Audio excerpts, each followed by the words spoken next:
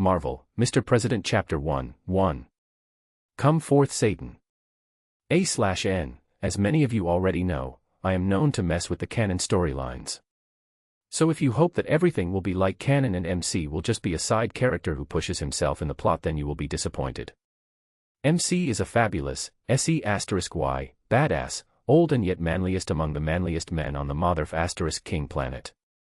MCU plotline will remain, mostly, the same until the first Iron Man. But Earth will be vastly different, as he will be the president, a president who has knowledge of the future and is superpowered. ABC equals dialogues. ABC equals internal thoughts. Boom equals action sounds. Important. Always check paragraph comments, I leave illustrations and reference images there. Warning, do not read if you get triggered easily. MC will be the US president, he stands for equality and justice. Some are bound to get triggered. 1978, New York City. Hector King was a man in his 30s, with no close family or friends to speak of, paralyzed from the waist down. He was in the Navy SEALs since the early 1970s. But on a mission in Vietnam, a grenade landed near his team. Protecting his team, he tried to push them away and kick the grenade with a strong kick. Simple to say, the strong was only the grenade, his legs were minced meat. It exploded, and with that his legs too. On the good side, they handed him a Medal of Honor later on, but that was it. He had to take early retirement and spend time at home, legless, loveless and hopeless. Living on the pension was easy, more so since he owned a small apartment building in New York City and got rent from there, God bless the previous King generations. Having nobody dependent on him, his expenses were just on his medications and entertainment from time to time. He was into comics a lot, but then movies also became big and he watched them as well. The only dependent being on him was his cute little husky, named Mooney, whom Hector loved dressing up in cute clothes and basically treated him as his son. The biggest problem for him, however, was that he was bored, tired and lonely, and all his attempts at dating had failed. Even Mooney could do nothing more than howl and lick his face whenever he needed food. So, every once in a while, to pass time, he would go out on some random garage sales. During one of the many such boring days, he bought a book on a garage sale. It was a weird book that looked pretty old and gloomy for some reason. When reading it, he found it had the process of how to summon Satan and many other utterly dark things, such as how to bewitch someone, how to remotely kill someone with an accident, or how to suck away someone's luck. Having nothing to do, he decided to joke around with himself. Heh, let's make Satan a friend then. He drew the magic circles on the wooden floor and put the meat he ordered as a sacrifice. It was top-grade meat, as he guessed Satan would want nothing less. He expected nothing at the beginning, just like the many Ouija board games he played in childhood, but when the circle completed, it shined in bright light. Hector was damn sure there were no special lights or spotlight in his apartment that could do this.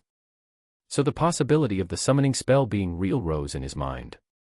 This was when he found out, he *ket up. There was no way in hell he'd really want Satan to come. He still had a long life to live, a bit miserable, lonely, and horny, but still. F***ck. He cursed and tried to rub the paint away with his arms in hopes the destruction of the magical circle would end the magic. Thud. He fell from his wheelchair and looked utterly pathetic. The circle kept on shining until it abruptly stopped. Hector slowly looked up as he sensed a presence looming over him, gazing at him with piercing eyes. He was just a 35-year-old man, the military didn't train him for this. Simple to say, he would have shat himself if he wasn't constipating these days. He tried to see the form of Satan, his gaze looking up from the floor. The first thing he saw was shiny formal shoes, then formal pants, then a suit. That confused him, he thought maybe Satan looked like a human. But when he looked up, he cursed, "Holy hell, you're a goat." Woof. Grrrrrrr. Mooney started showing his sharp teeth. Damn right, I'm the greatest of all time. And it's fiery hell, damn hell, but never holy hell. Good boy, here, eat this. The goatman spoke like a normal human and threw a biscuit on the side. Woof. Mooney cutely barked and ran to eat. It was unknown if Mooney had betrayed Hector or if he was bewitched. To Hector's surprise, this goat-faced multi-eyed being was smoking a cigarette and looking cool. He sighed, this was a record low for his life. Whatever could go wrong was going wrong. He had no idea what was the punishment for summoning Satan. Was it death? Was it hell? Hector, accepting the fuck-up, depressingly spoke, "Fine, send me to hell, Satan. It's not like I have any friends or work. I can't even remember the last time I talked with anyone other than the pizza delivery guy." But the goat.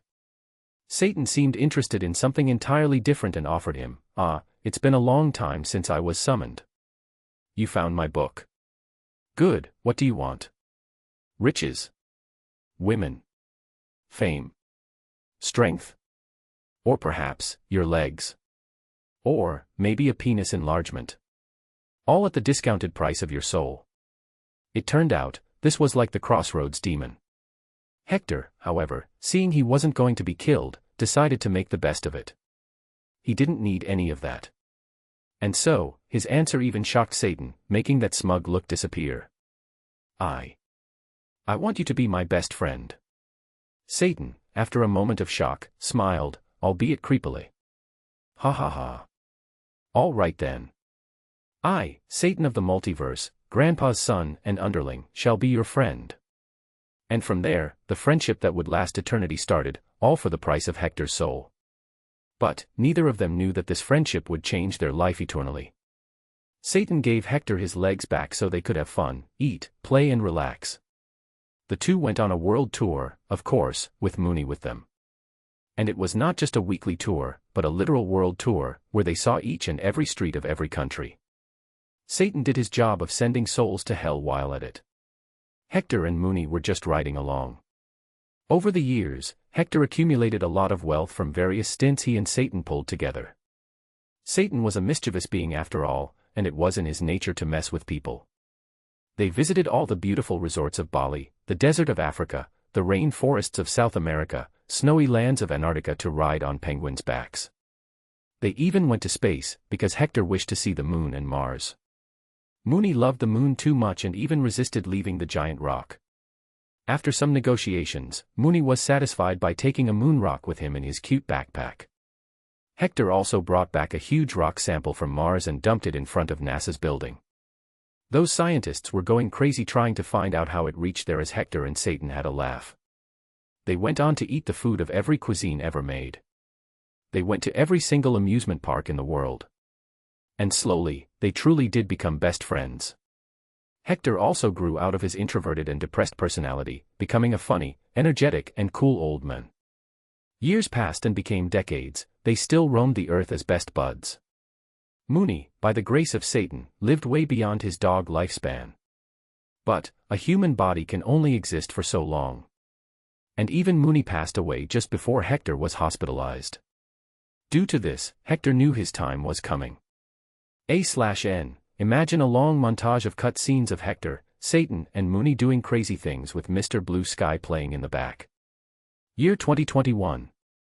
Beep beep. Hector was on his deathbed, now 78 years old, ventilators and machines were attached to his body.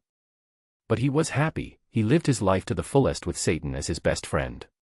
They traveled the world, space, and even saw aliens. But, like all mortals, his body too gave up. Not to weakness or illness, but to some crappy virus that had been ravaging the world.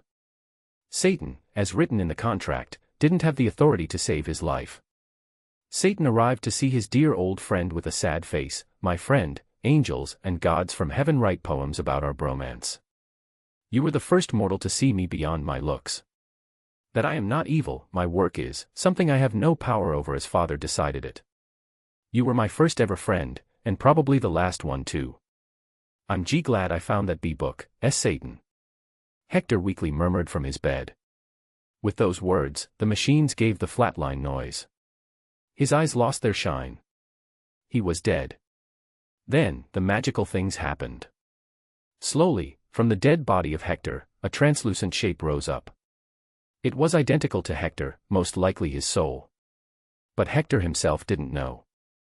He looked down at his own body, as doctors tried to revive him. But he was already dead.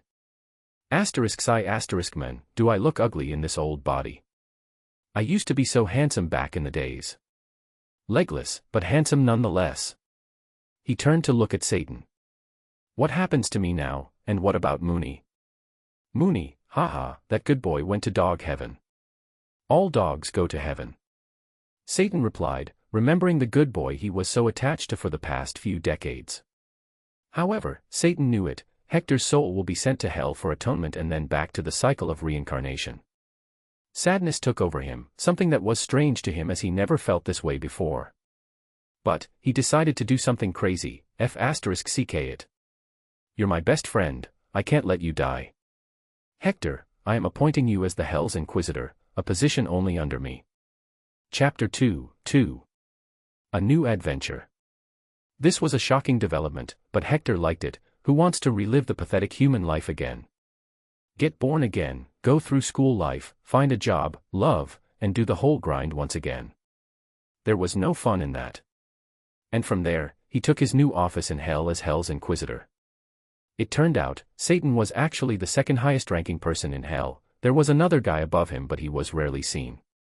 By rarely, he meant billions of years. So Satan was in command. Despite the envy of all hell's ruling class, Hector worked hard and gained everyone's respect, eventually befriending them. Working as the hunter of evil spirits that become too powerful. He caught them and brought them to hell for judgment. He lived for a time beyond what he could calculate, and that had an effect on him. In the whole process, his whole attitude took a change. He became brasher, stronger in the head as well as body. He became a proud, funny, confident and no-nonsense man. Although he retained his human mind, he was like a mix of an angel and demon at this point. However, after a long time, even this new job started to become boring. Satan too felt bored, as he had gotten used to having fun with Hector. Seeing that their boredness was mutual, Satan came up with a plan. Let's send you down again. No. I don't want to be reborn again. If you just want to see me shit myself as a baby, I can do it for you here too. Hector quickly rejected. He'd rather be bored than be a tit-sucking baby gremlin. Satan laughed, puffed. Haha, no, my dear old friend. What I mean is to send you down as you are. You are still a human, just with magical power that lets you deal with evil spirits. While you physically remain as strong as a human, a slightly superhuman version. You can go down and have adventures, while I watch and eat popcorn since I can only send my projection in the mortal world and it's no fun with my supreme power. Hector sighed, so you want me to be like a god among mortals. You do know that even with my only slightly enhanced physical and magical powers I will still be too strong. Satan's goat face grinned, hey. It's not Earth I'm sending you to. Are you sure you don't want to go to a fiction-based real universe? I can guarantee you will like it. Hector's old wrinkled face shined brightly. He was a sucker for all the fictional world, anime, manga, movies. These were his and Satan's pastimes when they were on Earth. And nothing captivated their imagination more than those high-budget movies since the 2000s. Where do I sign? Wait. What if I'm too weak for that world and I die? I know about worlds where I will be just cannon fodder. Well, that's your challenge. Do whatever you want, get strong, beat some asses, make a family or bang some hot chicks. Oh, I'd appreciate it if you can exorcise some evil spirits and send them here. And besides, even if you die, your soul will always end up here. Satan assured him. But what he didn't tell was, Hector had without knowing turned into a higher dimensional being due to working in hell for so long. Hector stretched his body, wahaha. I'm going to enjoy my time there then. This old body needs some action. Considering I'm too strong with exorcism magic, I never had to use my body. But, my friend, I'm okay with my looks, but won't I be too weak now? At least allow me to have a stronger physical body. Satan nodded and started swinging his hand in the air, casting his magic. Slowly, Hector's physical body changed. He was still old with long white hair and beard, but he didn't look wrinkly and weak anymore. He stood tall, 6'5", with broad shoulders and well-developed muscles all over his body, but not like those ugly bodybuilders. Hector, I have made you look like a cool, handsome, and strong old man now. Physically, you are strong enough to even out a punch from a normal-level green monster from that world, Hulk. But, I know you want to look badass, so your special ability is no fall damage. Meaning, you can fall directly from the sky and remain unscathed. Hey, you're my best bro, and my best bro always has to look cool. Beyond this, I have a small gift for you. You will love it. Satan ended speaking, allowing Hector to look in the mirror. Hector picked the GodPad Pro, an iPad but made by God for hell and heaven's management. He looked at himself. He already had nice white hair and a beard with a mustache. But now his big strong body complemented it. He looked old and kind while also looking like a mean badass warrior. I like your imagination, Satan. So, when should I leave? Oh, one more thing, how will I know which people I'm allowed to kill? I don't want God to get angry at me for killing good folks. Hector asked. In his whole time in hell, he had seen God only once. The old man was very cool, wore sunglasses and smoked cigars all the time. He looked old and sported a long beard with long hair. Hector had to confess, his own style was somewhat inspired by him. But still a bit different to make it his own. Satan thought about it hard. You still are and forever will be Hell's Inquisitor. Use your powers on mortals. With your vision spell, called Sin Vision, you will see 3 different arrow markings on mortals. One will be red, it means the person is a sinner and is bound to go to hell. You can freely kill them. And let me tell you, the majority of mortals are sinners. The second is golden, this means the person is pure, they are bound to go to heaven. If you kill them, you will surely receive Father's anger. These folks are an extreme minority. The third is white, which means the person is stuck in the middle, their fate is undecided. You can either help them do something good to become golden or make them do bad and become red. Understood? Hector nodded. It was fairly simple. But he had a doubt, won't I accumulate sin? After all, killing is a sin. Satan laughed like it was the biggest joke, my friend, if we don't kill, who will? It is our heavenly duty to work in hell. No matter what we do, we are not governed by the same rules as mortals. Hector felt like he was somebody special. For the first time, he felt hell was truly his home, a strange thing to feel but it was true. So he gave a brotherly hug to his best friend. Man, thank you for everything. Satan chuckled, I suggest you be careful with the hugging. Don't hug Zeus especially, or he might, you know. He didn't even leave a duck I heard, and now has a duck as his son. And that's not even the worst part, that sick bastard had decided to be the female duck. Hector was horrified. Why do I feel hell is better than heaven? It is, at least for us folks, can't say the same about the sinners having their boiling oil bath as they screech. Satan sighed. Hector put the GodPad in his pocket and readied himself. He wasn't allowed to take anything with him except this, as those things might be too powerful for reality. Though he might be able to do some things from the low-level multiversal hell of the reality he was going to. I'm ready, brother. Satan nodded, just close your eyes and you shall find yourself on Earth. Good luck, and remember, if you ever want to return, just say, I'm stuck, stepbro. And I shall come. Good luck and do your best. What the F? Hector had just closed his eyes. And as Hector did that, his body disappeared. Satan laughed and immediately waved his hand. Out of nowhere, a large couch appeared behind him. As he sat over it and lifted his feet, a table appeared to be his footrest. Then magically a big basket of caramel popcorn and fries also took form. Then, a huge, 200-inch 8K television appeared in front of him, showing Hector in a third-person point of view. Boom. A few more Hell Lords arrived and took seats, WOAH. So this is why you invited us. Which universe did the Lord Inquisitor go to? Satan, eating popcorn, replied, Marvel Universe. Nice, it's a fun world. But, won't he be angry if you watch his intimate moments too? The Hell Lords asked. I have set the child lock on to not show us all that. Besides, we can't always watch this, we've got work to do.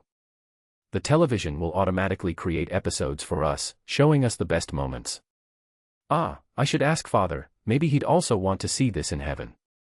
Satan had the idea and vanished from the spot. Marvel Universe 69*****, A/N, MCU but with mutants, Ghost Rider and other beings. 1939, Earth. Hector found himself in his physical mortal body again, standing in the middle of the scorching desert. He wore normal clothes, a dirty white shirt and khaki pants, with a cowboy hat on his head. Who am I, Indiana Jones? I wonder which universe this is, or is it even Earth? He wondered as he thought about Star Wars having many desert planets. He glanced at the sky, probably not, just one sun. But then, all of a sudden a small memory resurfaced in his mind, that made him realize that he was not a nobody in this world. He was famous and powerful with a long history. It was like Satan did real hard work in giving him some background. Nice, I got a new last name. It has a nice ring to it. Hector King Washington. He muttered, Chapter 3. The Glorious Past.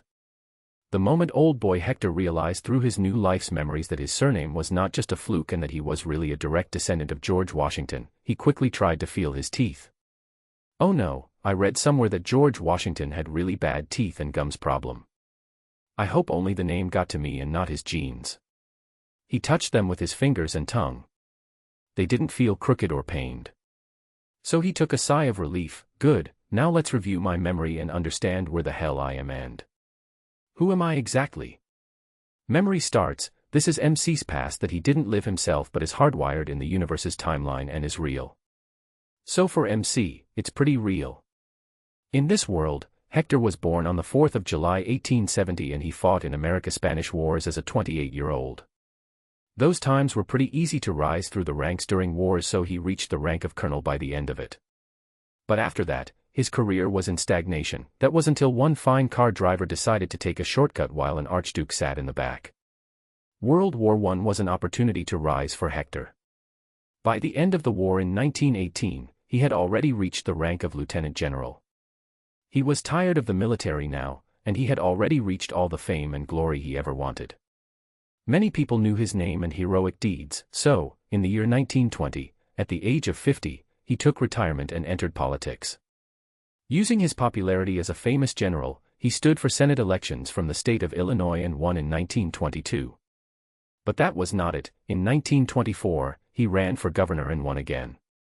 This time, he became a rising star in the political space of the country, as his deeds were also talked about on the radios. The reason was, he was too badass.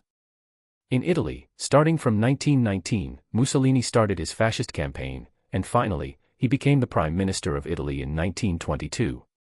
This caused a lot of persecuted Italians to immigrate to the United States. This included the Sicilian Mafia. The Prohibition started in 1920, making it illegal to manufacture, transport, or sell alcohol. Despite these bans, there was still a very high demand for them from the public. This created an atmosphere that tolerated crime as a means to provide liquor to the public, even among the police and city politicians. While not explicitly related to mafia involvement, the murder rate during the Prohibition era rose from 6.8 per 100,000 individuals to 9.7 within the first 3 months preceding the 18th Amendment. The mafia took advantage of Prohibition and began selling illegal alcohol. The profits from bootlegging far exceeded the traditional crimes of protection, extortion, gambling, and prostitution. Prohibition allowed mafia families to make fortunes, and they started becoming too confident. As Prohibition continued, victorious factions went on to dominate organized crime in their respective cities, setting up the family structure of each city. The new industry required members at all different employment levels, such as bosses, lawyers, truckers, and even members to eliminate competitors through threat/force. Gangs hijacked each other's alcohol shipments, forcing rivals to pay them for protection to leave their operations alone, and armed guards almost invariably accompanied the caravans that delivered the liquor.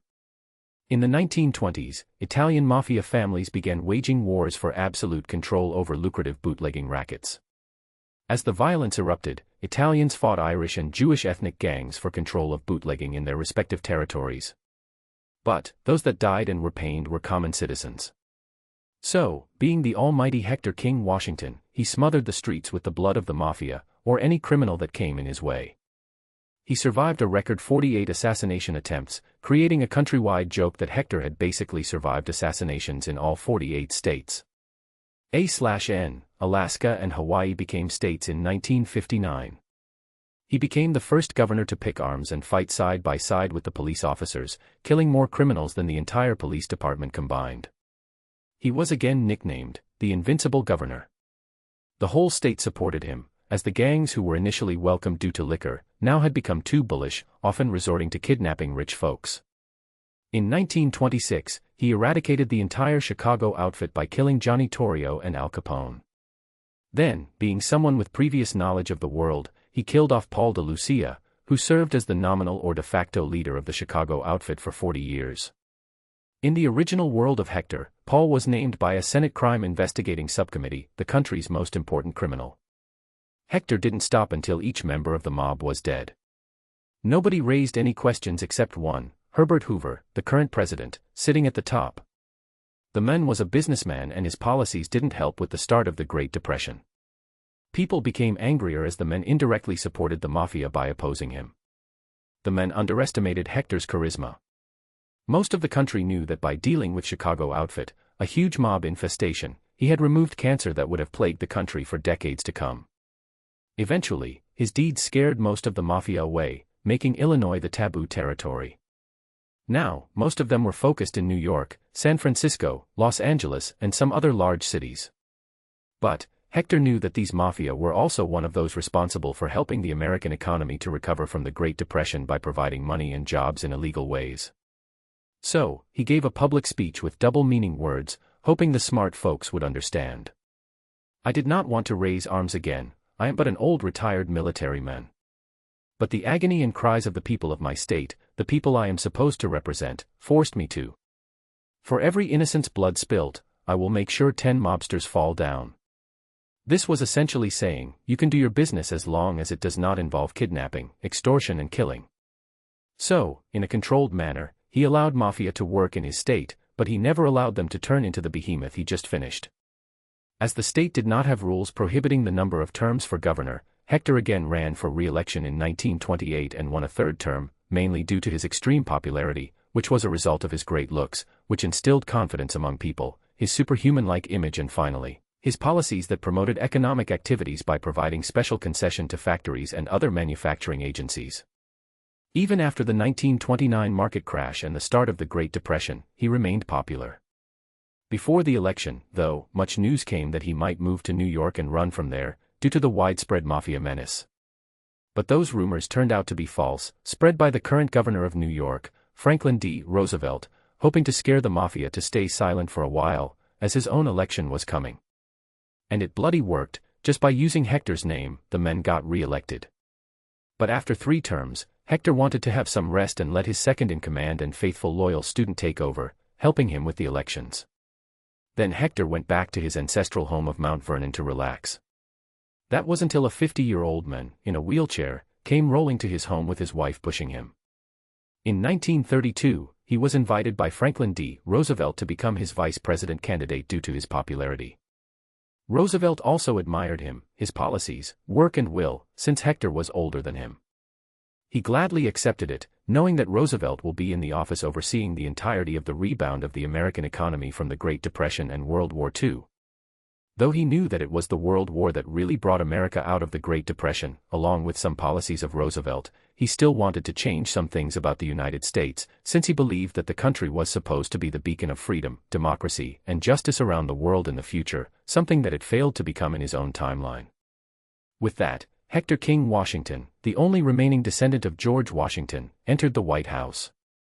With the name, Washington, again resounding in the halls of the White House and the buildings of Capitol, many people felt anemoiac, nostalgia for a time they had never known. They felt like they were part of a very important administration due to the name. Slowly, it became a matter of pride and boasting for many to know Hector personally or be in his social circle. Roosevelt, too, won many brownie points for having him in the administration. Both remained highly popular among the general public, as their many policies had really helped the nation. Later, in 1936, FDR and Hector King Washington stood for re-election and won. Roosevelt, with Hector's help, received 99.49% of the electoral vote total. Roosevelt's 526 electoral votes out of 531 marked the first time in American history that a presidential candidate received over 500 electoral votes in a presidential election. However, this second term saw the slow flames of war growing in Europe. And in 1939, news that shocked the country came. A plane carrying Vice President Washington to Hawaii crashed in the Grand Canyon. With that, many people in the position of power either became happy or mournful. Roosevelt, fearing the death of his closest friend, had a small heart attack, decreasing his already challenged abilities to walk. He didn't want Hector to be gone right now, since the war was looming over the world, and he needed Hector's expertise since he was a decorated retired general. People don't really survive plane crashes, no matter which era, it was a fact. Southwest there were close to no chances of his survival. All they expected now was to find his body and lay it to rest with a well-deserved grand funeral. The ordinary people, though, were mostly downhearted, because their beloved, humorous, strong, badass, cool, charismatic and favorite politician had most likely died. Memory ends. Whoa. That's a lot to take in. So I'm in 1939 right now and currently the vice president. And they probably think I'm dead. Haha, can't wait to see Roosevelt's face when he sees me. Hector laughed after checking the memories. To him, everything he saw was real. He looked around himself, there were tall rock formations everywhere, with deep spaces in between. He was somewhere at an opening between these tall rock formations. The broad, intricately sculptured chasm of the canyon contained between its outer walls a multitude of imposing peaks, buttes, gorges, and ravines. I still have no idea which universe I am in. But, this place seems to be just right to test my powers. And, what was the special gift Satan was talking about? He wondered. The first thing he remembered was that he was supposed to have super strength and no height damage. Exorcism and simple magic related to hell were common to him and he had felt a connection to the minor hell realms of this universe, so he knew about those powers. Woof. Hector's ears stood up as he heard this familiar sound. He looked left and right and tried to feel where the sound was coming from. Woof woof. He soon realized it was coming from inside a tall rock formation. Well, only one way to get inside. He pulled his arm back so it was adjacent to his chest. Then, boom, he punched it with what he thought would be enough to at least punch a hole in the rock. But, he miscalculated and now the entire rock formation was coming down. Whoosh. Damn it. Where are you, boy? Hector looked for the dog that was making the sound. It was continuously coming, so ignoring the falling debris and the cloud of dust, he ran in. Soon, he felt something hairy and picked it up to run out of the destruction he had caused. In the end, he and the dog were completely covered in sand. Arg, now I look like Indiana Jones. Woof woof. Hector felt something licking his face. He looked, it was a giant, 4 feet tall and 5 feet long white husky dog. He looked like the cutest thing in the world. But he recognized him. Mooney. Chapter 4. Good boy Mooney and cowboy Hector. Hector noticed a paper tied to Mooney's neck collar. He opened it and read, they were words from Satan. Brother, I had to go to dog heaven for him. I asked Mooney if he wants to be with you again, and the boy said yes without even thinking. For such a good boy, making him normal would have been a crime. So, you and he will share an inseparable bond. You can look through his eyes and listen through his ears. Both of your saliva has the highest regenerative and healing properties. Mooney also has super strength, while you can transform into a giant wolf, which has its own advantages. And one more thing, Mooney is half wolf now. See ya. That was it. Hector, with a huge smile on his face, looked at the good boy sitting in front of him and licking himself clean. Can you understand me? Woo. Mooney replied with a cute little bark. Hector felt a cuddling sensation in his tummy and he couldn't hold himself from hugging the fluff ball. Haha, only if you were bigger or I was smaller I could have ridden on your back. But, let's walk for now. He had no way of testing his height damage as he couldn't go much higher without an aircraft. And about transforming his body, he didn't try, fearing it would tear his clothes off. He'd rather not have the world see the Vice President of America naked. Women would be crazy otherwise. Seriously, it wasn't just his body that was tall, huge, and muscular after all. Boy, follow me. We'll walk out of the Grand Canyon.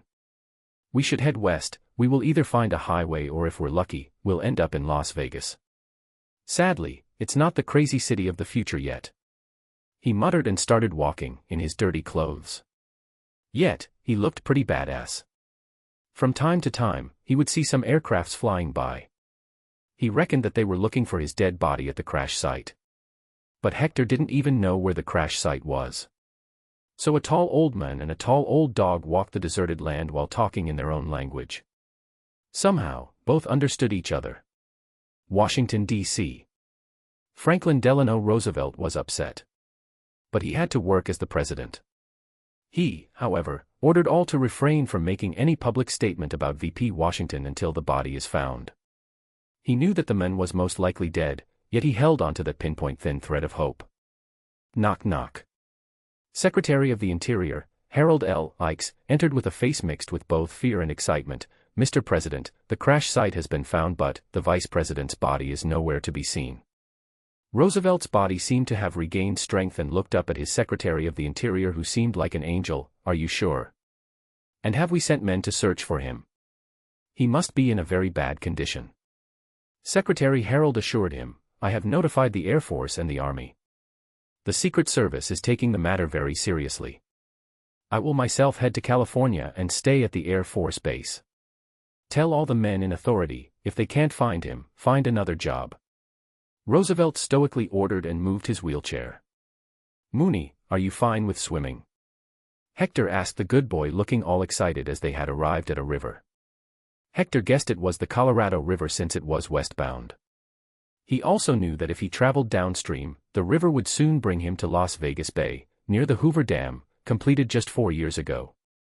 And since he could see some trees, he guessed he was near the Grand Canyon National Park. Woof! Mooney barked. It was strange how even though he was a giant wolf with long fluffy hair, he still didn't overheat. It reaffirmed that he was a super wolf. Mooney's bark meant, Dad, I love swimming. I swam in heaven every day. I had so many plushies and friends to play with. Haha, good. I hope whichever universe I am in is highly advanced in science. I want to get you some kind of a speech synthesizer. Anyway, I will make a raft for ourselves with trees. But the trees are on that mountain, so I shall go and chop them down with my hands. He told the fluffy boy. It was super easy, barely an inconvenience. He could destroy giant rocks that were like mountains with not even full-strength punch. Trees were like twigs. Woof woof. Hector laughed heartily and ran up the mountain at the side of the river. Haha. All right, we will play catch. You stay near the halfway up the mountain, I will throw trees towards you. Just like that, in the crazy heat of the day, they started playing catch. Hector would mightily and easily chop trees with his hands from the mountain, then throw them down towards Mooney. He was easily throwing it about 800 meters, and each tree was at least a few hundred kilos. Certainly, it was not normal, and Hector was only doing this as he was in private. If there were people, he'd not show his powers before knowing where he was. Boy. Another coming up. He shouted and threw a tree trunk. Whoosh. Mooney was near the river now, grr. He excitedly ran and jumped with his monstrously powerful hind legs and grabbed the thick tree trunk in his ferocious jaws. Though he was careful not to destroy them with his bite. His job was to use his razor-sharp teeth to smoothen the trunks by nibbling on the branches. In just an hour, they had a nice raft ready. Not just that, Hector even made a chair for himself. After all, Hell's Inquisitor had some pride and image to maintain. The raft, which he named Yamato, was simple. He didn't have any rope or vines to tie them, so he used his steel-like arms and punched holes in the 2 thickest tree trunks. Then fitted some thinner trunks in those holes. Then he made some wooden nails by tearing the tree trunk blocks with fingers. If I had such strong fingers in previous lives, I could have made so many women happier. Well, keeping the regrets aside, he was proud of his work. Hell was too peaceful and luxurious for him, so this new life was a nice change. Come on, boy, get on the raft. We're leaving. He picked the rowing stick, which was less of a stick and more of a thick tree trunk. Mooney took his place at the front and sat on his hind legs like some majestic king overlooking the peasants. Or maybe he was indeed a king of all dogs and wolves in this world. Here we go. To Las Vegas. My boa. Hector did the crazy, both having super strength, they enjoyed their time with no fear. He rowed as fast as he could in the river, ignoring the crying sounds the wood of the raft made, but it was holding itself somehow. Mooney, my dear furry son. For this reunion of ours, this new temporary life or, say, vacation, and for being in this sandy land, let's commemorate with some good old yodeling. My attire checks with a cowboy too. Join me, okay? He suggested to Mooney. Oh whoa. Bwahaha. Don't start without me now. From this valley, they say you are going. A/N, the song was Gene Autry, Yodeling Cowboy, from Red River Valley 1936, search it on YouTube if you want to hear it. 7 hours later. Yo cough goddamn, I guess this is the limit of the throat of a superhuman. Arg, shouldn't have said that, Satan must be laughing. But I wish there was YouTube right now, I could have made big bucks with 7 hours of beautiful yodeling. My brother Satan, send me a copy later. He talked to himself while rowing the raft. It had turned night. He had no idea what time it was as his watch was broken. The best he could guess with the help of the sun and moon was that it was about 8 p.m. Mooney was sitting close to his feet and sleeping. The boy was tired after howling with Hector. After the last turn, he finally saw some lights in the distance. Finally, back to civilization.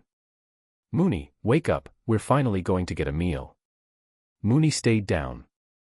Hector knew he was pretending to sleep, something he'd been doing since he was small. He knew exactly what would wake him up. Oh well, I guess. Tickles will work. He flopped him on his belly and started tickling him. Mooney opened his eyes quickly and started growling. That was actually his happy laughter. Their raft soon reaches the shores. It was a beach. After both of them jumped out, they let the raft go away. So long, my boat. May you have the strength of the real Yamato battleship. Wait. Didn't that sink? Bloop plop. As if it was a curse from his mouth. The great raft called Yamato sank in the river with bubbles. Both of them watched it slowly go down with no words spoken in the middle of the night.